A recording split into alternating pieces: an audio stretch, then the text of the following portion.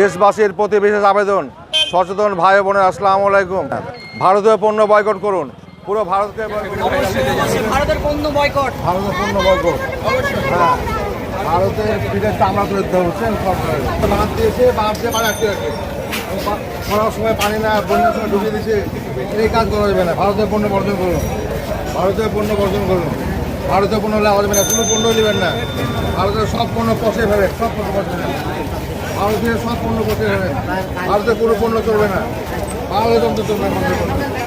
ভারতের পণ্য সব পচে ফেলে, ভারতের পণ্য সব ডাস্টবিনে ফেলে, ভারতীয় পণ্য সব ডাস্টবিনে ফেলে।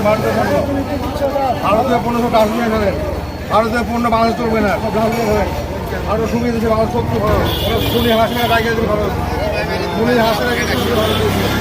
একজন দুর্নীতিবাদ সরকার, একজন দুর্নীতিবাদ সরকার, একজন ঘুষখোর সরকার, একজন হাসিনা ফাঁসির সরকার, একে ভারত টাকা দিয়েছে। বিরাট অন্যায় করেছে ভারত। ভারতের অন্যায়ের প্রতিবাদে আমরা ভারতের পণ্য বর্জন, ভারতের পণ্য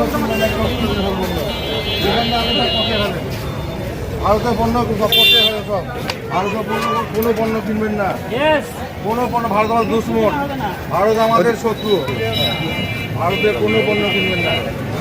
আমি মোহাম্মদ সোহাইবুর রহমান, বাংলাদেশ সুদ ঘুষ ও দুর্নীতি উৎখাত পার্টির প্রেসিডেন্ট। দেশবাসীর প্রতি বিশেষ আবেদন, সচেতন ভাই বোনের আসসালামু আলাইকুম। ভারতীয় পণ্য বয়কট করুন, পুরো ভারতকে বয়কট করুন। ভারত খুনি হাসিনাকে জায়গা দিয়েছে, খুনি হাসিনা, দুর্নীতিবাজ হাসিনাকে জায়গা দিয়েছে। বন্যার সময় পানিতে ডুবে মারছে, বহু লোক ডুবে মারছে, বহু সম্পদের ক্ষয়ক্ষতি করছে।